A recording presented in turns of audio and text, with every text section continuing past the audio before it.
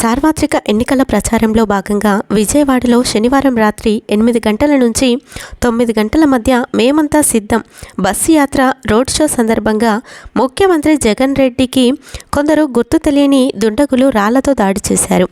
మరి జగన్మోహన్ రెడ్డిపై జరిగిన రాళ్ల దాడిని కేంద్ర ఎన్నికల సంఘం తీవ్రంగా ఖండించింది.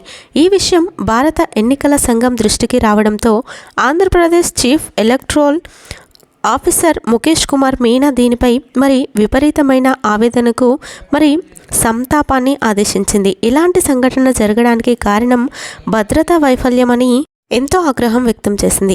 ప్రధానమంత్రి ఇంట్లో ఇలాంటి సంఘటన జరిగిన కొద్ది రోజులకే ఈ సంఘటన జరిగిందని, తాజా సంఘటనపై వివరణాత్మక నివేదికను ఇవ్వాలని అధికారుణ్ణి ఎలక్షన్ కమిషన్ కోరింది.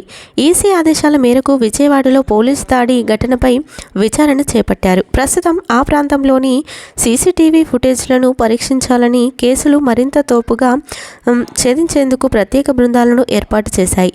ఈ దాడిపై విజయవాడ పోలీస్ కమిషనర్ క్రాంతి రాణా ఈరోజు ఈసీకి ప్రాథమిక నివేదికను సమర్పించనున్నారు.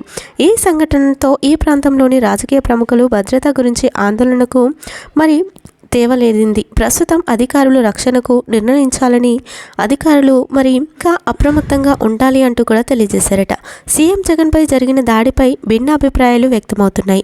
జగన్పై దాడి కేవలం రాజకీయ లబ్ధి కోసమే కావాలని చేయించారని టీడీపీ, వైసీపీ తప్పుపడుతుంది. అయితే ఇలాంటి చీఫ్ ట్రిక్స్ పాటించాల్సిన అవసరం లేదని వైసీపీ పార్టీలు చెప్పుకొస్తున్నారు. ప్రస్తుతం ఈ విషయంపై వైఎస్ విజయమ్మ గారు సైతం ఎంతో రియాక్ట్ అయ్యారు.